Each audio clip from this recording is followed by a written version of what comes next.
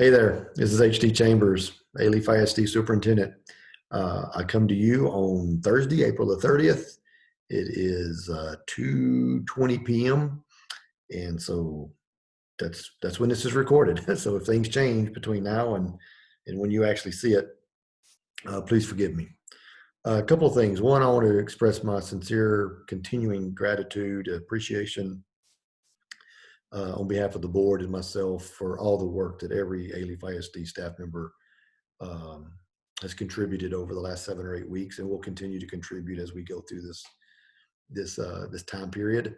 I know it's difficult. I know it's hard. I know many of you have your own children at home, um, or your spouse or your better half, and it's difficult. It's difficult to not only work and provide teaching and learning and support for our kids and for our staff, while simultaneously trying to do the same thing for your own family.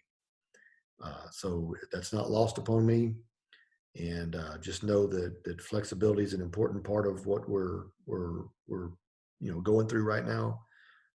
But just know that every one of us are all some point of our day we need to dedicate to our jobs, and I just want to know that I want you to know that I appreciate that time, and for those that are going above and beyond, and we've got literally thousands and thousands of employees that are just going above and beyond for our students and for our staff and for our district.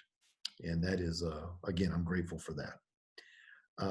We are going to continue following the school calendar that was adopted. So as I mentioned last week, May 21st, which is a Thursday, is our last day of school. We also know that you also should know that we're beginning to open our schools up for staff to come in based on a scheduled, staggered basis, to collect your items, to clean things up, to get checked out. Some of you are having to come a little quicker because we've got some schools that are going to be undergoing construction projects pretty soon and throughout the summer. So my request is that you follow that schedule that your principal puts in place. Try not to gather up and hug your colleagues that you haven't seen in a long time. I know that'll be hard, but practice social distancing and social distance hugging, but just know we're trying to get everyone in and out as safely as we possibly can, and continue doing our part to help with the overall downward trend of those who are being diagnosed with COVID-19. Summer school is going to look different as we have talked about. We've got a group working right now on summer school and how that's going to play out. I want everyone to know that we are working diligently to secure as many additional devices for students as possible. Our district has placed an order for somewhere in the neighborhood of 7,000 new devices that we will be getting delivered sometime in the month of May. I realize that's not going to help us right now, but we are probably in this for the long run, the long haul, if you will, for digital and technology-based learning. So we will utilize all these devices that we're purchasing now. We will also utilize the devices we currently have on hand, so that there's no child that needs a device that we can't provide something for. Internet connectivity, as I've mentioned before, is a much bigger problem. It is literally a national issue. There is no conversation I'm a part of where the number one challenge to providing a quality education in a digital environment, the biggest barrier is always digital connectivity. So we're working through that at the local level as well as the state level, and Alief is playing a part of that. But I am aware that we have children that don't have access. I'm fully aware of that, and we're going to do everything we can do to help resolve that. Closing the year, as I mentioned earlier, we're gonna continue to monitor what the state and what our local officials are telling us related to the virus, and what we can do, in terms of social distancing and large public gatherings. That's why our summer school is most likely not going to be face to face. And that's why we still are working on what the 2021 school year might look like, particularly in August and September. We have, I know a lot of you guys are interested, a lot of families are interested in what that's going to look like. And I can tell you that we have a task force that's been working. I've mentioned this before, but they were originally working on the additional school days options that would look at some non-traditional school calendars for a small number of schools.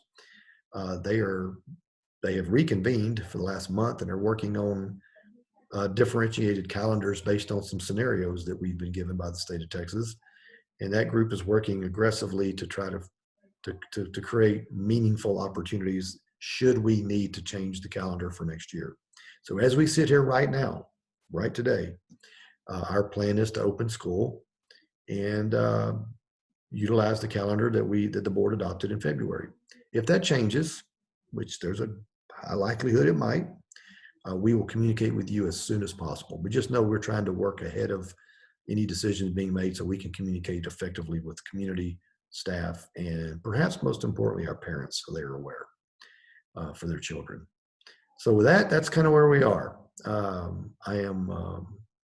I continue to be optimistic about what we are learning from this.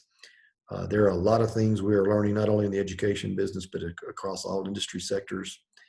And it'll once we get on the other side of this, it'll be kind of what did we learn, and do we have the courage to implement the things we have learned? Because change, no matter how difficult it is, no matter how easy it is, change is hard for people.